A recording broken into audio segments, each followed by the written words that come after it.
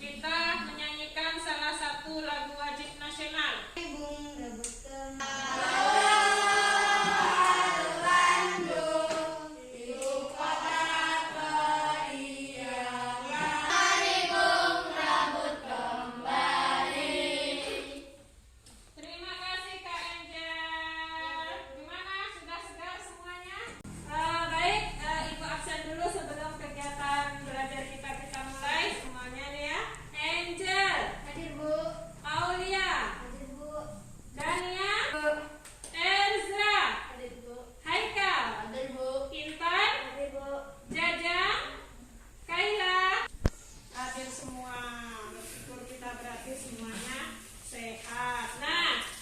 Sebelum kita mulai belajar, Ibu mau tanya dulu, masih ingat nggak pelajaran kita minggu kemarin? Kita belajar tentang apa? Ya, apakah? Pencemaran air. Masih ingat kemarin bagaimana cara kita menanggulangi dampak dari pencemaran air? Masih ingat kemarin kita buat apa? Saya, Bu. Ya, tentang apakah? Membuat penyaringan air. Nah, hari ini kita akan melanjutkan pelajaran kita tentang pencemaran tanah. Ya, di mana tujuan kita belajar tentang pencemaran tanah ini? Yang pertama nanti kita dapat melihat mengidentifikasi apa saja pencemaran tanah yang terjadi di sekitar kita, apa penyebabnya, kegiatan yang dapat mengurangi dampak dari pencemaran tanah tersebut. Kira-kira sudah siap belum untuk belajar? Sudah, Bu. Ya, ini sudah duduk per kelompoknya masing-masing ya. Coba diperhatikan gambar di depan itu, ada gambar tentang kebun kelapa sawit. Tahu itu di mana? Hah? Di Bahar. Kalau kita fokusnya ke tanah, menurut kalian bagaimana tanah di kebun kelapa sawit itu? Tanahnya kering, Bu. Tanahnya kering, cacingnya mati. Ada yang lain? Tandus. Beberapa bagian dari perkebunan kelapa sawit itu, di mana bagian tanahnya ya, tanahnya itu kurang subur. Berarti berbahaya ya, Bu. Tanaman kalau diberi pupuk kimia berlebihan. Nah, tanaman diberi pupuk kimia berlebihan. Bagaimana menurut yang lain? Ya, gimana Kak? Bisa berbahaya bagi hewan-hewan serangga di dalam tanah. Oh, bisa berbahaya bagi hewan yang ada di tanahnya jika dia terkena pupuk kimia yang berlebihan. Makanya kalian cari cacing susah karena mungkin cacingnya mati kepanasan pas di daerah yang terkena pupuk. Nah, untuk itu kita akan mempelajari lebih lanjut tentang pencemaran tanah. Nanti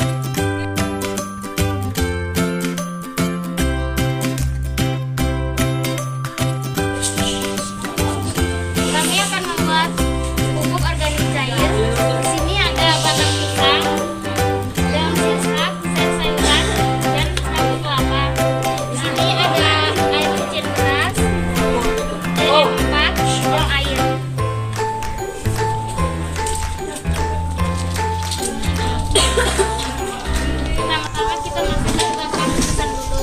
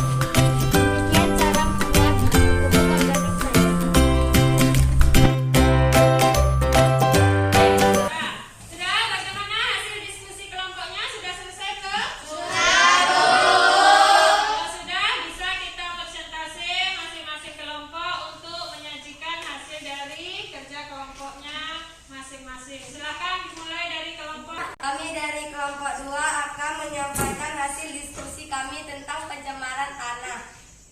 Menurut pendapat kalian, bahan-bahan apa saja yang ada di sekitar kita yang dapat dimanfaatkan sebagai pupuk organik? Sampah-sampah organik seperti daun-daun tanaman, batang pisang, sampah organik dapur seperti kulit telur, isian ikan, kulit. Demikian hasil diskusi kelompok kami. Bagi kelompok lain yang ingin menanyakan, kami persilakan. Ya, terima kasih kelompok 2. Kelompok lain ada yang ingin bertanya? Silakan. Oke. Untuk membuat pupuk organik cair, apakah harus pakai EM4? Bagaimana? Kelompok EM4 tidak harus digunakan karena hanya berfungsi untuk mempercepat prosesnya saja. Tapi kalau kita pakai lebih bagus. Tuh, bagaimana? Kelompok 3, jawaban dari kelompok 2. Terima kasih Kak kepada kelompok 2. Tepuk tangan dong semuanya.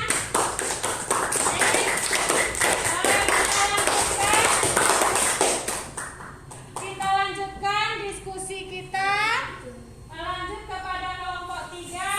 Silakan untuk mempresentasikan hasil dari diskusi kelompok. Silakan kepada kelompok 3 untuk menyampaikan hasil diskusinya. Kami dari kelompok 3 akan menyampaikan hasil diskusi kami tentang pencemaran tanah. Industri dan limbah pertanian. 3 dampak pencemaran tanah, kesehatan dan rusaknya ekosistem. Salah satu upaya yang dapat dilakukan untuk mengurangi penggunaan pupuk kimia adalah dengan menggunakan pupuk organik yang dapat dibuat dengan bahan-bahan yang ada di sekitar kita, baik sampah organik, tanaman maupun kotoran hewan. Demikian hasil diskusi kelompok kami. Bagi kelompok lain yang ingin bertanya, kami persilakan. Ya, itu tadi dari kelompok 3 ada yang mau tanya, silakan. Untuk membuat pupuk cair, apakah hanya bisa dengan bahan itu saja? Bisa dengan bahan lain? Ya, silakan.